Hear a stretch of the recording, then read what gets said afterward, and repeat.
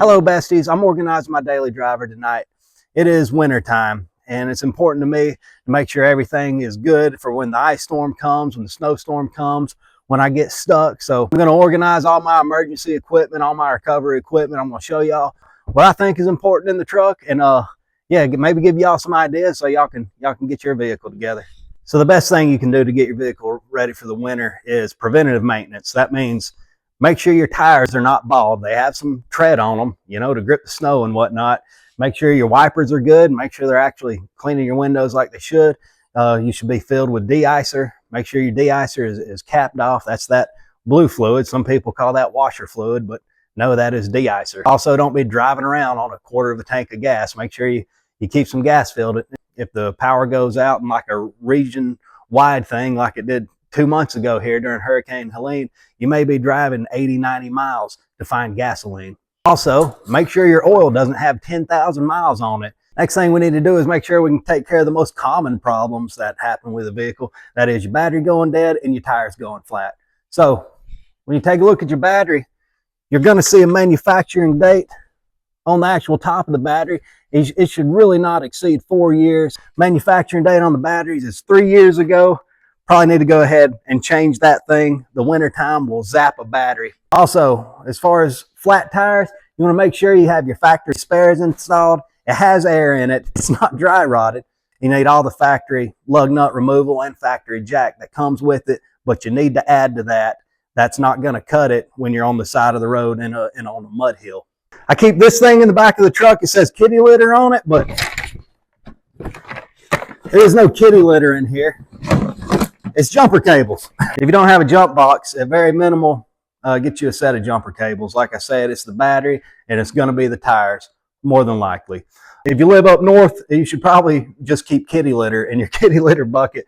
It doesn't snow and ice too much where I live. There's other ways of getting around that. You can let some airs out of the tires to get traction. You can throw your floor mats on the ground to get traction, or some good old kitty litter like this. But I keep these in the back and I keep it in a kitty litter bucket because you're less likely to get a bucket of kitty litter stolen than you will your jumper cables. Check. All right, next thing in the truck is a fairly comprehensive toolkit. Now yours doesn't have to be just like mine. I would say at the very minimal, you need the tools necessary to remove the battery, to take out the air cleaner. If you have a newer domestic vehicle like mine, you're going to need a mixture of metric and standard. I have all the standard size. I like these little ratchety wrenches. I also have a bunch of 1/4-inch metrics, little sockets and things like that to get to whatever I need to get to. I'm going to take metric sizes. Another important thing is this is kind of the do-it-all tool. A pair of vice grips and a pair of pliers. You can grab whatever nut, rod, whatever you want to do. With these, take your pliers, crank it down, and there's not much you can't get off with them things. A little bit of electrical equipment. You're going to want some zip ties. Zip ties have definitely saved me before, and I like the big, thick zip ties. A pair of gloves. Remember, it's winter time. Get your old greasy shop gloves you don't want to use anymore. Throw them in there. They will help you. A little bit of electrical testing kit, some jumper wires, a wire tester. That also helps. Tire gauge, like I said, your tires and your battery is what's going to fail the most. Some clamps, a few cotter pins, just things to rig up stuff to get you home. Nice ball peen hammer. Also going to want a way to remove your lug nuts. That doesn't include the factory installed kit. We have tire plugs. These will get you home in a pinch. Along with tires, we have a tire inflator. This is a very cheap, I believe it's a Slime brand tire inflator here. It also tells me the air pressure. If you get in a sticky situation, have to air down your tires to get unstuck. You want to be able to air them back up to get back on the road safely. I added about 12 more feet of cord to this so I can get to all tires, and even if I'm pulling a trailer, I can reach the trailer tires. I would say at the very minimum, just carry a big bicycle pump with you. It's a lot better than nothing, and it will put air in a tire eventually. All right, that takes care of our tires and our battery. The next thing that's going to happen to you is you're going to get stuck. So we're going to move into recovery, a shovel. You don't have to have this, road worker yellow handle shovel. It kind of goes with the utility worker theme of my truck, but even Even like a Walmart camping shovel or a military entrenching tool will work just fine, as long as you have something where you can throw dry dirt under your tires to get a little traction, or kind of dig your way out of a mud hill. Keep it in there, it could help. All right, the next thing I have is a ratchet strap, and not all ratchet straps are equal. You don't want to get the little thin 1-inch ratchet straps. You're gonna want about a 10,000-pound ratchet strap, because this thing needs to double as a tow rope in an emergency. If you combine your ratchet strap with a hand winch, yeah, you're not going to get stuck in anything. Now, you can mount a winch to your bumper or whatever you want to do, but if you don't want to look like an overlanding vigilante, you know, if you like the stealth utility truck look like I do, you know, a hand winch will do just fine. This is a come along 2-to-1 pulley system.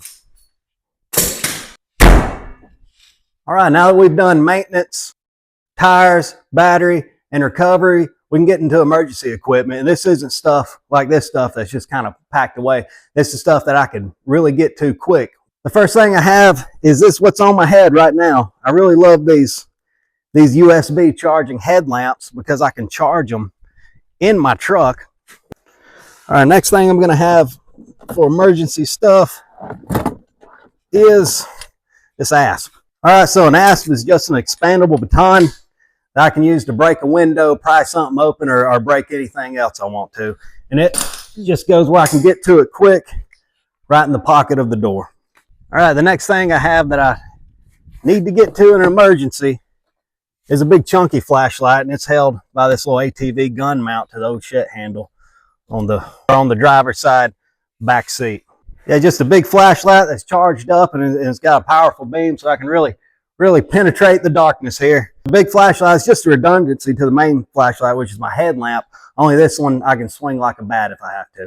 All right, next thing I have that I may really need to get to quickly is a cart of spare magazines here. Yeah, I just like to keep spare magazines close in case I need them. I do not recommend keeping firearms unattended in your car when people break into vehicles.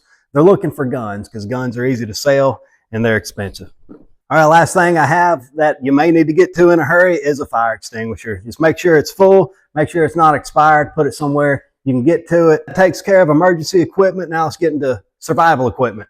All right, survival equipment, what I got first is something to hold water. Here in the wintertime, it's gonna freeze.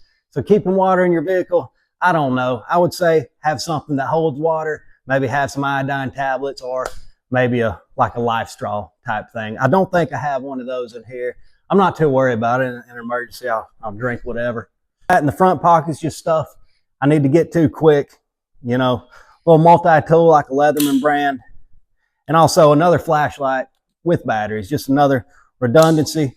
Trauma shears are really handy, as well as a little bit of cordage here. All right, my little waterproof bag, I have a means of starting fire. A little lighter, perfect.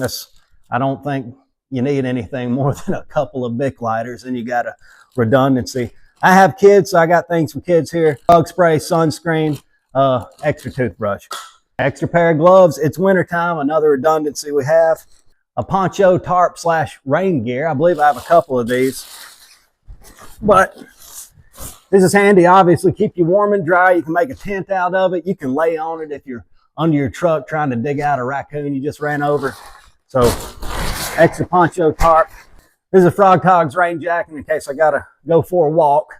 This is an extra poncho with a lot of cordage to it. This is just a military style poncho. You know, you can make a shelter with this, lay on it, use it to keep warm, do whatever. Just another redundancy to the blue one there.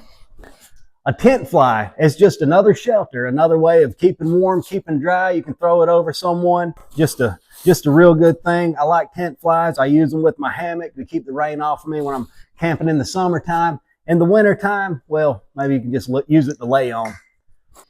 This is a little first aid kit here.